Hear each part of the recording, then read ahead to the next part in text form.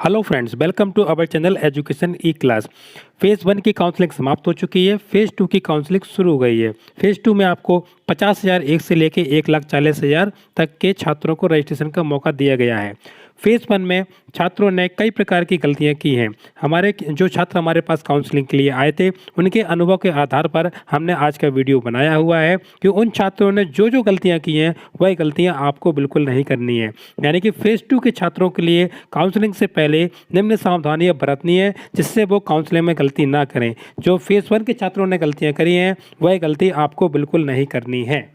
देखिए, हम सबसे पहले बात करते हैं यहाँ पे बीएड काउंसलिंग 2020-22 के लिए, यानी कि फर्स्ट फेज़ की काउंसलिंग समाप्त हो चुकी है। फर्स्ट फेज़ वाले जिसमें स्टेट रैंक थी 1 से लेके 50,000 तक की जिनकी रैंक आई हुई थी, स्टेट रैंक के हिसाब से उन लोगों ने कॉलेज भी चयन कर लिया है और कॉलेज चयन करने के बाद उनका बहुत जल्दी रिजल्ट भी जारी हो जाएगा, अलॉटमेंट भी जारी हो जाएगा कि उनको कौन सा कॉलेज मिला है और कौन सा कॉलेज उनका नहीं मिला है। अब हम यहाँ बात कर रहे हैं फेज़ 2 के लिए। फेज़ 2 में स्टेट रैंक 50,000 एक से लेके 1,40,000 तक के छात्रों को मौका दिया गया है। अब हम इसमें जो तारीख दी गई है शेड्यूल के हिसाब से वो हम आपको बताएंगे कि 24 नवंबर को आपको केवल रजिस्ट्रेशन करना है। यानी कि केवल और केवल आप 24 तारीख को रजिस्ट्रेशन कर सकते हैं, चॉइस फिलिंग नहीं कर सकते हैं। बात हमारे वीडियो में हमारे जो हम कह रहे हैं उसको आप अच्छे प्रकार से समझेंगे, तभी आपको इस वीडियो को पूरा समझ में आएगा। ठीक है, स्टेप बाय स्टेप हम आपको बताते चले जाएंगे। कोई भी डाउट्स होगा आपका तो आप कमेंट बॉक्स में टाइप कर सकते हैं, उसको हम बता देंगे। अब बात करेंगे नवंबर 25 से लेकर 27 के बीच में, यानी इसमें रजिस्ट्रेशन भी होगा, साथ में चॉइस फिलिंग भी करेंगे। ठीक है, 24 तारीख को केवल आपको रजिस्ट्रेशन करना है और 25, 26, 27 को आपको रजिस्ट्रेशन और चॉइस फिलिंग करनी है। यहाँ तक आपको समझ में आ चुका होगा।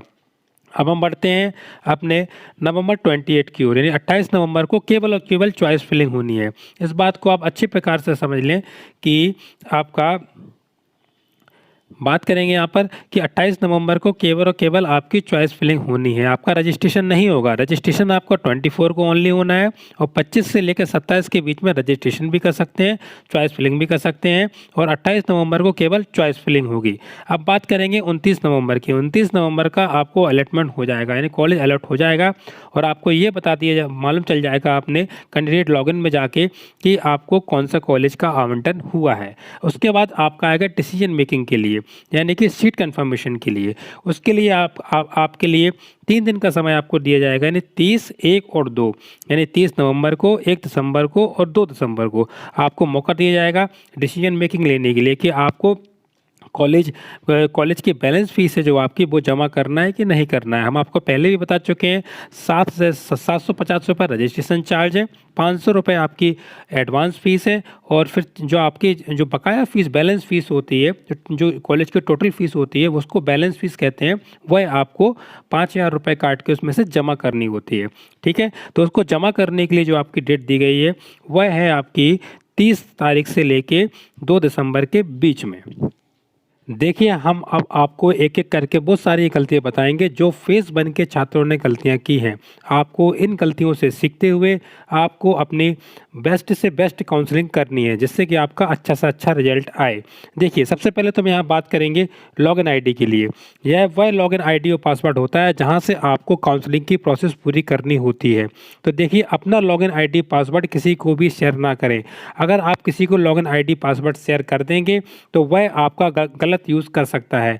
लॉगिन आईडी पासवर्ड से होता क्या है कि वह आपको आपका रजिस्ट्रेशन तो आपके सामने कर देगा, लेकिन जब चॉइस फिलिंग की बारी आएगी तो हो सकता है वह अपने आप चॉइस फिलिंग कर दे, या फिर ये कह के कर दे कि चलो ठीक है अभी चॉइस फिलिंग नहीं हो रही है, अगले दिन मैं चॉइस फिलिंग कर दूंगा। तो आपको अपनी काउंसलिंग अपने सामने करानी है, क्योंकि जब रजिस्ट्रेशन का पेमेंट तो वो आपके सामने हो जाएगा, लेकिन चॉइस फिलिंग की बारी आएगी तो हो सकता है कि वह आपकी चॉइस फिलिंग में कुछ गलती कर दे। इसलिए आपको चाहे साइबर कैफे से काउंसलिंग कर रहे हो, चाहे जहाँ से भी काउंसलिंग कर रहे हो, आपको अपने सामने काउंसलिंग करानी है। इसके बाद हम सबसे महत्वपूर्ण बात पर जाएंगे, जो कि सबसे महत्वपूर्ण बात होती है कि आपका फॉरगेट पासवर्ड के लिए। देखिए, मैं हमेशा से आप लोगों से कहता हूं कि जब भी आप भी कोई फॉर्म भरें तो उसका ईमेल एड्रेस आप अपना डालें, लेकिन छात्र कभी कभी लापरवाही में कह देते हैं कैफ़े में जाकर कि भाई हमारा तो ईमेल एड्रेस नहीं है और आप अपना ईमेल एड्रेस डाल दीजिए। तो इसमें होता क्या है कि सारी की सारी जो भी डिटेल्स होती है उन साइबर कैफ़े के पास चली जाती है। उससे होता क्या है, अब बीएड काउंसलिंग में भी यही चीज़ हो रही है। जैसे हम बात करें, कोई भी छात्र है वो अपना पासवर्ड भूल गया है, उसको पासवर्ड बिल्कुल भी याद नहीं है कि हमारा क्या पासवर्ड था, क्योंकि ये लॉगिन आपके जब प्रवेश का फॉर्म आपने भरा हुआ था तब प्रवेश के फॉर्म से ही आपका जो आईडी और पासवर्ड है वो उन्हीं को उपयोग करके आप काउंसलिंग में भाग ले रहे हैं। अब हमारे पास कई छात्र आए हैं कि सर हमारे पास तो हमारा पासवर्ड हम भूल चुके हैं, पासवर्ड हमको नहीं आ रहा है, तो चलो हमने सोचा इसको फॉरगेट करके देख लेते हैं। जब हम इसके फॉरगेट करने के लिए पासवर्ड के लिए गए तो सबसे पहले हमने देखा तो इसमें हमने रजिस्ट्रेशन नंबर एंटर किया, उसके बच्चे की डेट ऑफ बर्थ उसमें एंटर की, उसके बाद हमने जो बच्चे का रजिस्टर्ड मोबाइल था उसको भी हमने एंटर किया। उसके बाद हमने जैसे ही सबमिट किया उसके बाद हमने देखा तो जो उसका पासवर्ड आईडी पासवर्ड वो बच्चे की ईमेल आईडी में जा रहा है, यानी जो रजिस्ट्रेशन के दौरान जो बच्चे ने अपनी ईमेल आईडी दर्ज कराई थी उसमें जा रहा है। फिर वो मालूम चला कि वो ईमेल आईडी तो बच्चे की है ही नहीं है। फिर ये बच्चे से पूछा गया भाई कि आपकी ईमेल आईडी है किसकी, तो उसने बताया कि सर मैंने साइबर कैफ़े से फॉर्म भरा हुआ था, ये उसकी आईडी है। तो वही मैं आपको बता रहा हूँ कि आप जब भी कोई आगे फॉर्म भरें तो अपने आईडी का इस्तेमाल करें। अब यहाँ पर क्या होगा कि साइबर कैफ़े के पास वो आईडी पासवर्ड चला जाएगा। अब चाहे तो कोई भी इसका मिसयूज़ भी कर सकता है, ठीक है। तो इसलिए मेरा कहने का मतलब यही है कि जो भी रजिस्ट्रेशन कराएं उसमें अपने आईडी पासवर्ड जरूर रखें। और मैं आपको यहाँ एक और महत्वपूर्ण जानकारी दे रहा हूँ कि अगर आप फॉरगेट पासवर्ड पे जाते हैं, पासवर्ड आप भूल जाते हैं, तो आप इस प्रकार से उसको फॉरगेट भी कर सकते हैं, रजिस्ट्रेशन नंबर डाल के, डेट ऑफ बर्थ डाल के और रजिस्टर्ड मोबाइल नंबर डाल के। आपको जो तीनों चीज़ डाल के जैसे एंटर मारेंगे आपकी जो आपने रजिस्ट्रेशन फॉर्म में ईमेल आईडी दी थी वहाँ पर ये पासवर्ड पहुँच जाएगा और वहाँ से आप पासवर्ड निकाल के अपनी काउंसलिंग प्रारंभ कर सकते हैं। बहुत सारे बच्चे इसीलिए परेशान है कि मुझको पासवर्ड सर नहीं समझ में आ रहा है कि कहाँ से मिल रहा है, तो मैंने आज के वीडियो में आपको ये भी बता दिया है। देखिए, जब आप काउंसलिंग के लिए लॉगिन कर जाएंगे तो कुछ इस प्रकार से आपका पेज बन के आएगा। पहले आपके एप्लीकेशन डिटेल, यहाँ पर आपका पुराना जो भी आपने रजिस्ट्रेशन के दौरान भरा हुआ था वो सारी डिटेल यहाँ पर आ जाएगी। यहाँ पर आपकी फ़ोटो शो होने लगेगी, ठीक है। यहाँ फ़ोटो देख के आप अपना देख लीजिए कि कोई मिस्टेक तो नहीं है। अब यहाँ काउंसलिंग रजिस्ट्रेशन के लिए यहाँ पर जो ऑप्शन आएगा यहाँ आप जैसे ही क्लिक करेंगे, ठीक है। आपको जैसे ही क्लिक करना है तो मैं आपको वो गलती बता रहा हूँ कि बच्चे यहाँ पर और कौन सी गलती कर रहे हैं। इसके बाद आपका यहाँ पर जाके पूछा जाएगा कि आपको बैंक अकाउंट की डिटेल कौन कौन सी भरनी है। तो बच्चे यहाँ पर अपना जो बैंक अकाउंट का डिटेल भर रहे हैं उसमें भी मिस्टेक कर रहे हैं। बैंक अकाउंट की डिटेल के लिए मैं आपको बता दूं कि आपको करना क्या होगा।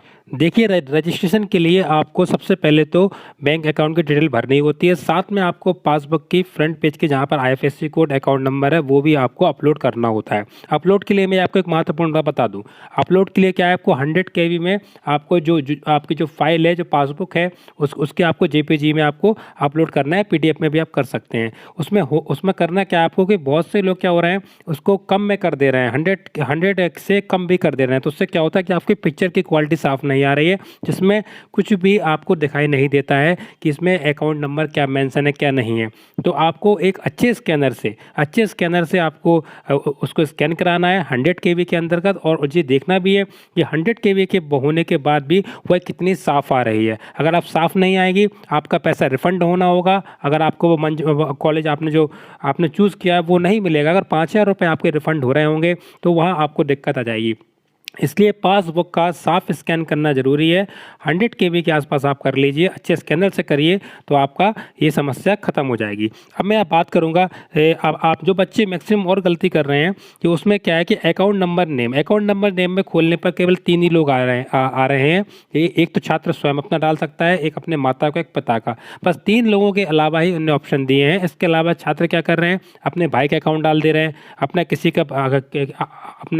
और किसी का डाल दे रहे हैं। तो आपको देखो नहीं करना है। देखो आपका अकाउंट तो होगा ही होगा, अच्छी बात है कि अपना अकाउंट डाल दीजिए। आपको जो 5,000 का रिफंड होना है या फादर का होगा या मदर का होगा, तीन ऑप्शन दिए हैं, आप इन तीनों का उपयोग करें, ये सबसे बेहतर होगा। आप और किसी का भी ना डालें।